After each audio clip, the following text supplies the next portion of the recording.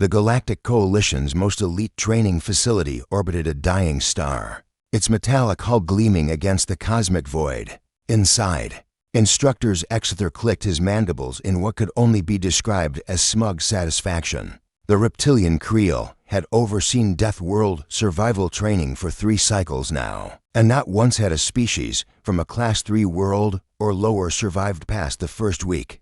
Humans, he'd learned from the database, came from a Class 7 death world called Earth. Laughable. They'd probably expire within the first rotation.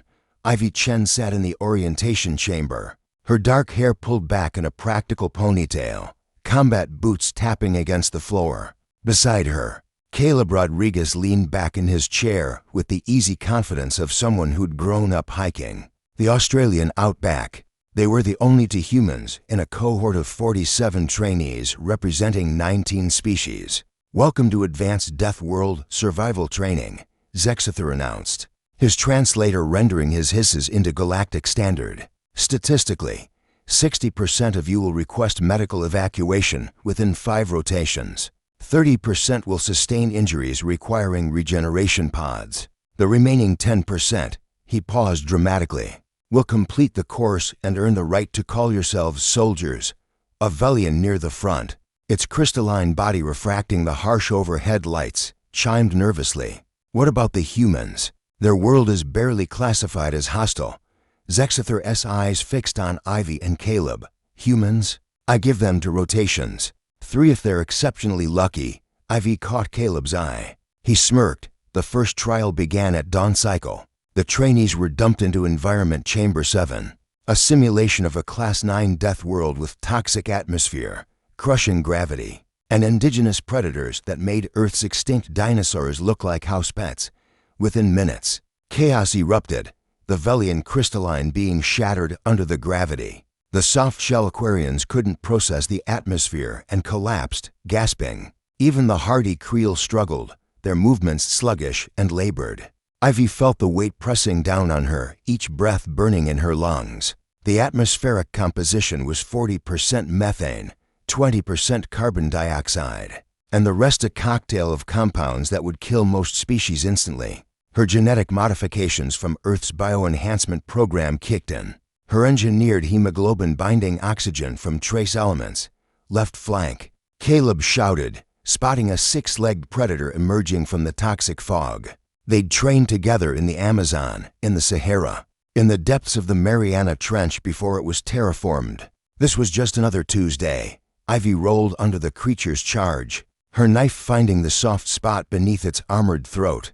Beside her, Caleb used a broken tree branch to vault over a second predator, landing on its back and snapping its neck with practiced efficiency. The other trainees watched in horrified fascination as the 2 humans moved through the hellscape, like it was a particularly aggressive nature trail. By rotation 5, 32 trainees had withdrawn. By rotation 8, only 15 remained. Ivy and Caleb weren't just surviving, they were thriving. "Impossible," Zexether muttered, reviewing the bio-readouts. "Their stress hormones should be catastrophic. Their muscle tissue should be degrading. They should be begging for extraction." Instead, the monitors showed the humans in the mess hall, and what he saw made his blood run cold. Ivy had somehow procured ingredients from the training environments. On her tray sat a meal that would constitute a war crime on most civilized worlds. A steak from a creature whose venom could dissolve titanium, seasoned with plants that contained neurotoxins, served alongside a fungus that grew in radioactive waste. She cut into the meat, steam rising from its rare center. Caleb sat across from her with something even worse, a stew made from the very predators that had eliminated half the class. "You know," Ivy said, savoring a bite, "this actually tastes like that Colombian restaurant back in New Santiago. The one with the ghost pepper aguacate." Caleb laughed. "Right, though I miss proper hot sauce. This," he gestured at his bowl, "needs more heat."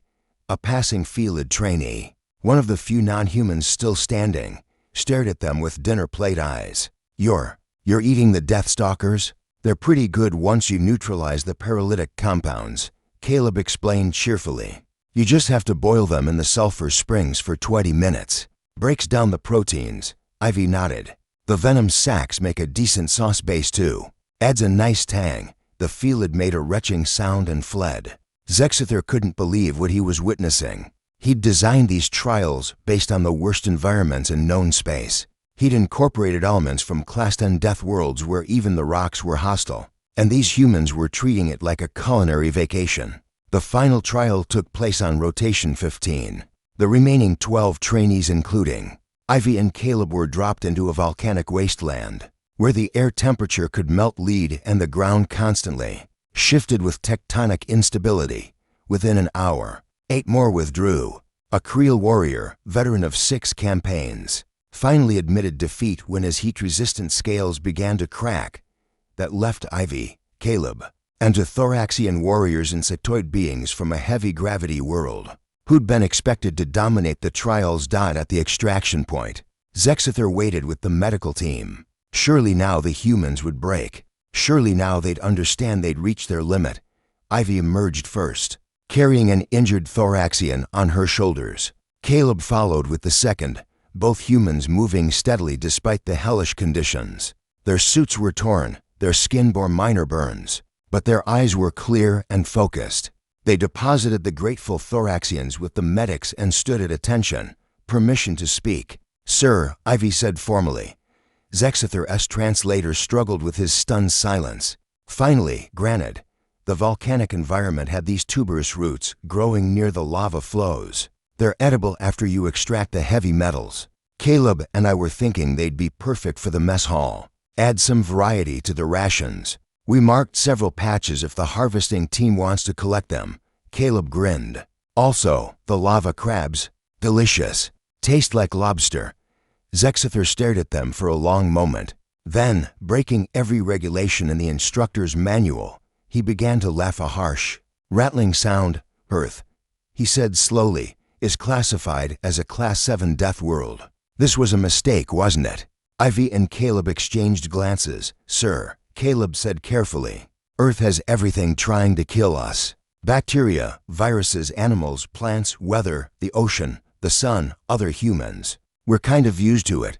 Plus, Ivy added, we learned to cook. 3 months later, instructors Exeter submitted a formal request to Galactic Command. Earth's classification needed updating. Not because it was less dangerous than initially assessed, because it was far, far worse. Any world that could produce beings who considered Deathworld survival training a culinary adventure deserved a classification all its own, and perhaps, he noted in his report's conclusion, humanity's greatest weapon wasn't their resilience or adaptability. It was that they'd learned to enjoy it.